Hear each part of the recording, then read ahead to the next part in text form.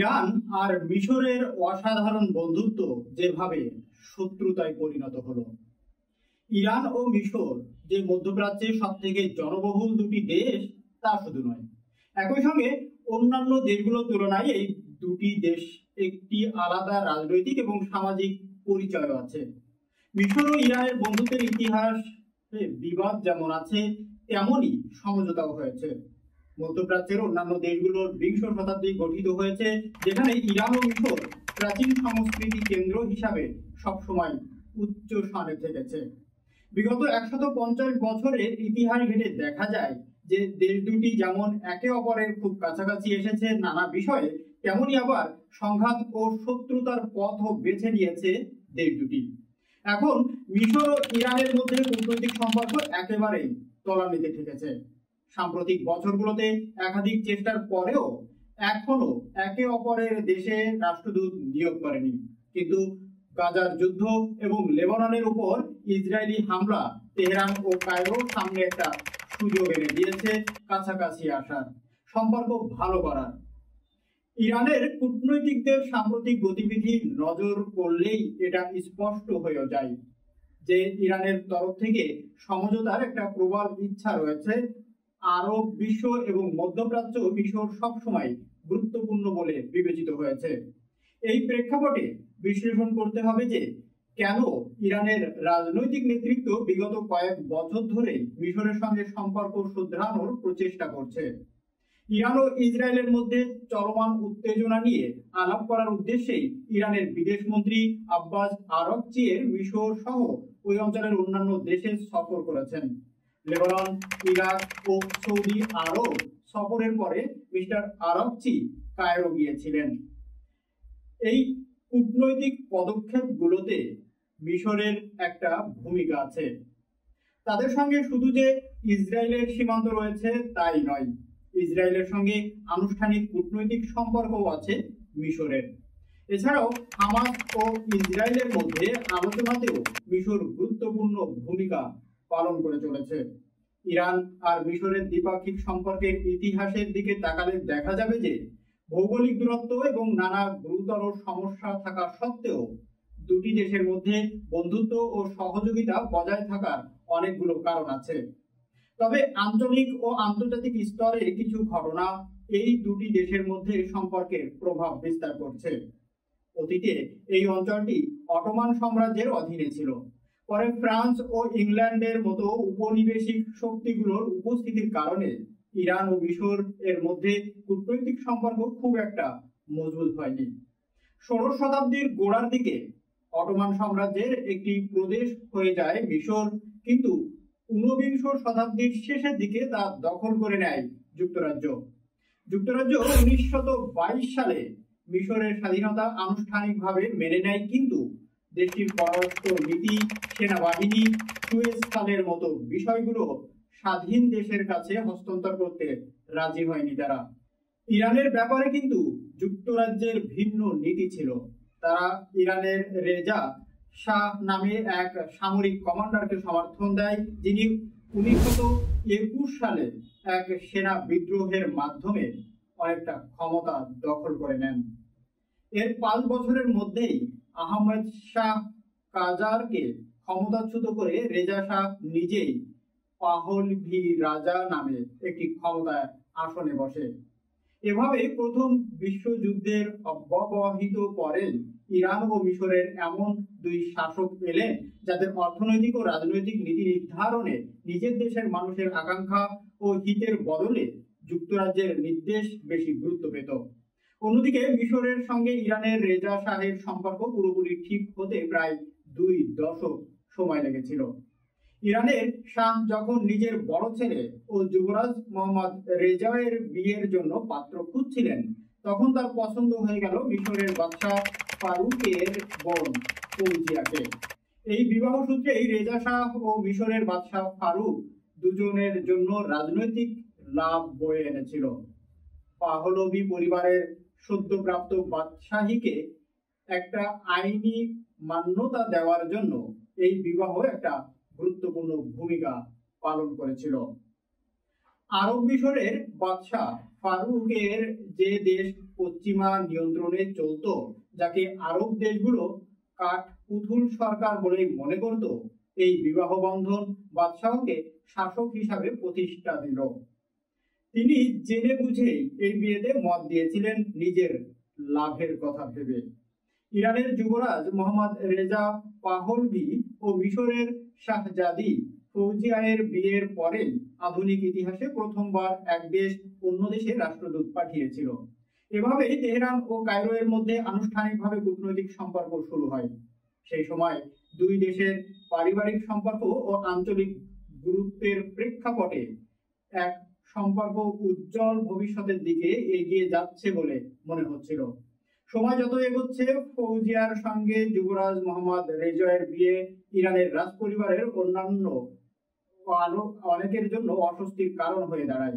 তখন যদিও দুই দেশের কূটনৈতিক সম্পর্ক বজায় ছিল, কিন্তু মিশরের রাজা ইরানের শাহের বৈদেশিক নীতি তৈরিতে কোনো ভূমিকা পালন করতে পারছিলেন না। শাহ ফারুক এবং তার প্রধানমন্ত্রী কূটনৈতিক সিদ্ধান্ত নেওয়ার ক্ষেত্রে খুব সীমিত স্বাধীনতা পেতেন। ইরান ও মিশর আনুষ্ঠানিক কূটনৈতিক সম্পর্ক স্থাপনের পরপরই দ্বিতীয় বিশ্বযুদ্ধ শুরু হয়। যুদ্ধ শেষ হওয়ার পর দুদেশই ব্রিটিশদের নিয়ন্ত্রণাধীন মধ্যপ্রাচ্য শাসনের অঙ্গ হয়ে ওঠে, যেখানে মার্কিন যুক্তরাষ্ট্র ও ফ্রান্স হস্তক্ষেপ সেরকম ছিল না। দুদেশের মধ্যে কূটনৈতিক সম্পর্ক অস্বাভাবিক না হলেও তাদের মধ্যে কোনো সংঘাত বা শত্রুতার কথাও সামনে আসেনি। এর মূল কারণ ছিল ইরান ও মিশর উভয়ই দারিদ্র নিয়ন্ত্রণের জন্য তাদের দেশের সংস্কারের চেষ্টা করছিল। এছাড়া উভয় দেশই ইউরোপ থেকে তাদের সম্পদ ও গুরুত্বপূর্ণ নীতি নিয়ন্ত্রণ নিজেদের হাতে ফিরে পাওয়ার চেষ্টা করছিল। ইরান ও মিশরের মধ্যে সম্পর্কের নাটকীয় পরিবর্তন ঘটে 1952 সালে, যখন মিশরের সামরিক অফিসারদের একটি গোষ্ঠী ব্রিটিশ সমর্থিত রাজতন্ত্রকে উৎখাত করে এবং দেশের অর্থনৈতিক নিয়ন্ত্রণ নিয়ে নেয়। এই ঘটনার নামকরণ করা হয় 1952 সালের বিপ্লব, যার পর শাহ ফারুককে সিংহাসন থেকে সরে যেতে হয়েছিল এবং এভাবে প্রায় 150 বছরের পুরানো বাদশাহী শাসনের অবসান ঘটে মিশরে। বাদশাহী রাজত্ব শেষ হওয়ার 3 বছরের মধ্যে জামাল আবদেল নাসের সদ্য প্রতিষ্ঠিত মিশর প্রজাতন্ত্রের ক্ষমতা গ্রহণ করে। তখন থেকেই মধ্যপ্রাচ্য আরব ও জাতীয়তাবাদ এবং গণতান্ত্রিক বিপ্লবের পতাকা বাহক হিসাবে এগিয়ে আসে মিশর। এর পরেই সৌদি আরব ও ইরাকের মতো অন্যান্য বাদশাহের সঙ্গে হাত মিলিয়ে ইরান মিশর বিরোধী শিবিরে নাম লেখায়। আরব জাতীয়তাবাদী নেতা জামাল আবদেল নাসেরের কাছে ইরানের শাহ শুধু যে একটি অঞ্চলের বাদশাহ ছিলেন তাই নয়, তাকে পশ্চিমা দেশগুলোর সমর্থনপ্রাপ্ত একজন আরব বাদশাহ হিসাবে দেখতেন mister Nasser. Jamal Ahmed Naser তার আরব জাতীয়তাবাদী প্রচারণায় বিশেষভাবে ইরানকে নিশানা করছিলেন।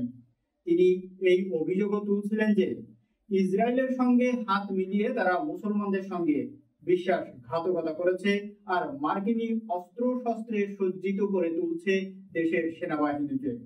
একথাও তুলছেন মিস্টার নাসের।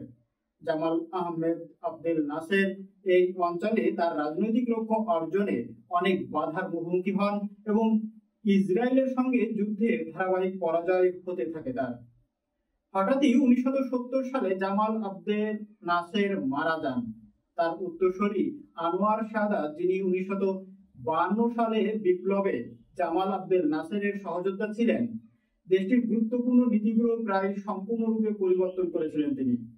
আনোয়ার সাদাত ইসরায়েলের প্রতি বন্ধুত্বের হাত বাড়িয়ে দেন, আবার ইখওয়ানুল মুসলিমিন বা ইসলামিক ব্রাদারহুড এর সঙ্গে সমঝোতার চেষ্টা করেন এবং ইরানের শাহের সঙ্গে ঘনিষ্ঠ সম্পর্ক গড়ে তোলেন।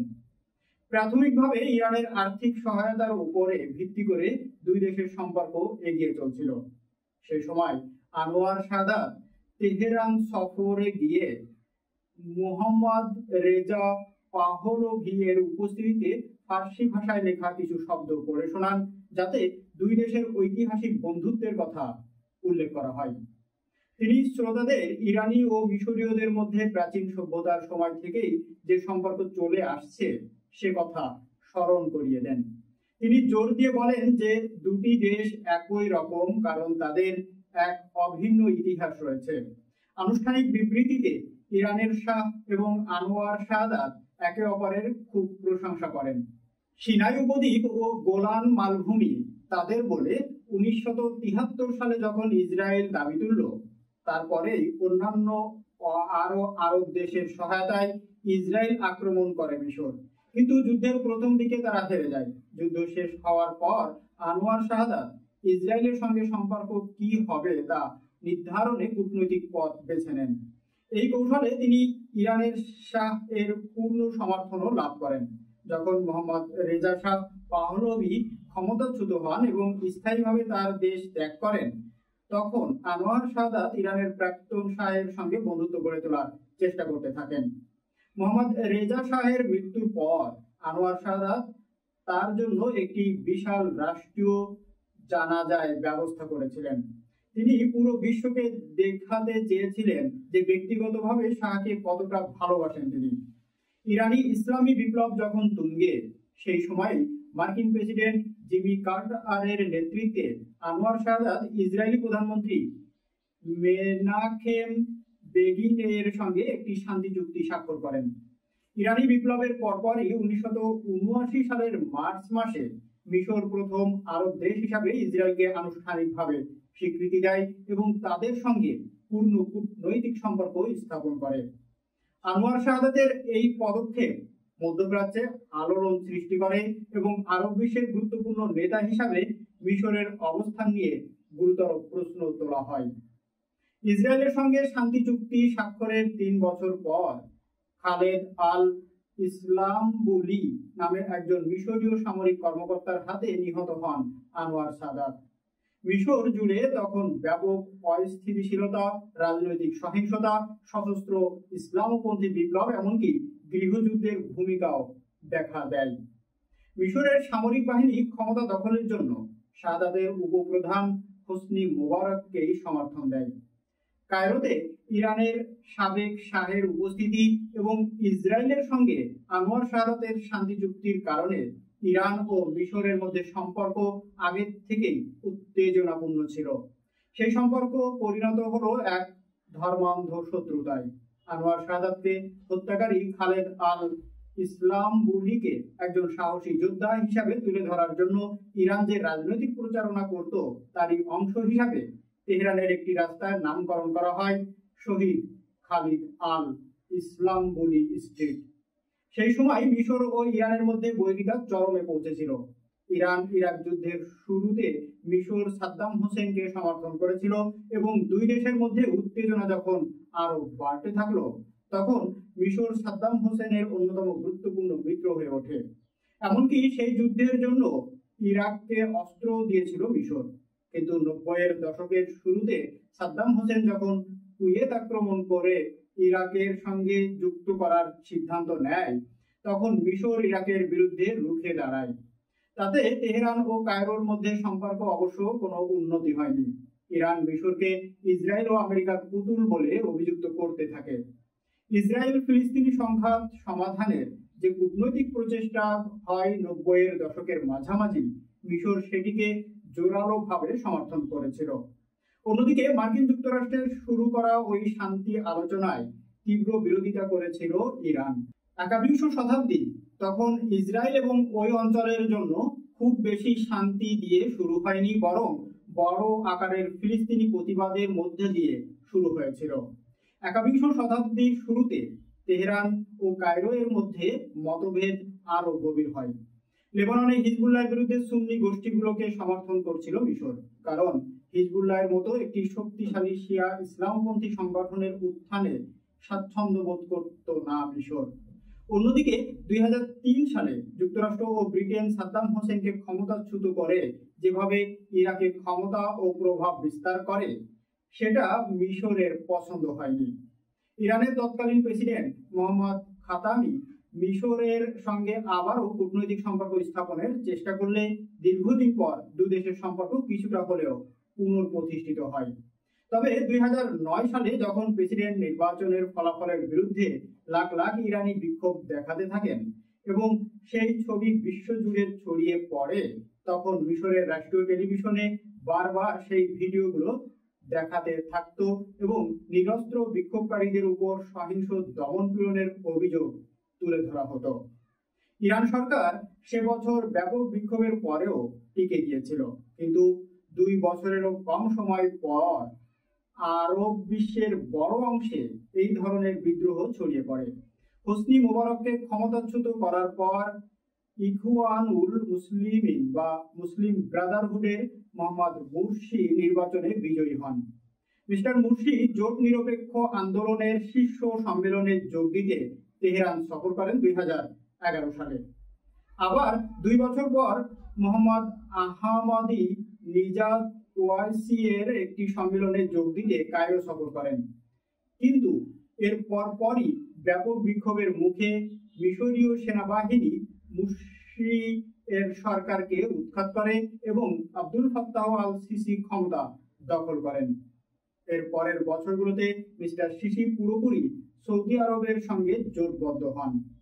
এখন যখন ইরান ও ইসরায়েলের মধ্যে উত্তেজনা চরম পর্যায়ে, ইরান মিশরকে অনুরোধ করছে যে কায়রো যদি তেহরানের পক্ষে নাও দাঁড়ায়, অন্তত ইরানের শত্রু শিবিরকে যেন মিশর সমর্থন না করে। আবার যুক্তরাষ্ট্রের ব্যাপক আর্থিক সহায়তায় চলতে থাকা মিশরের রাজনীতিক ও সামরিক নেতৃত্বের পক্ষে ইরানের সঙ্গে সম্পর্ক স্থাপন করাটাও কঠিন। তাই ইরান ও মিশরের মধ্যে কূটনৈতিক সম্পর্ক থাকা সত্ত্বেও দুটি দেশের সম্পর্কের উন্নতি এবং 4 দশকেরও বেশি সময় ধরে চলা বৈরিতার অবসানের সম্ভাবনা আপাতত অনিশ্চিত।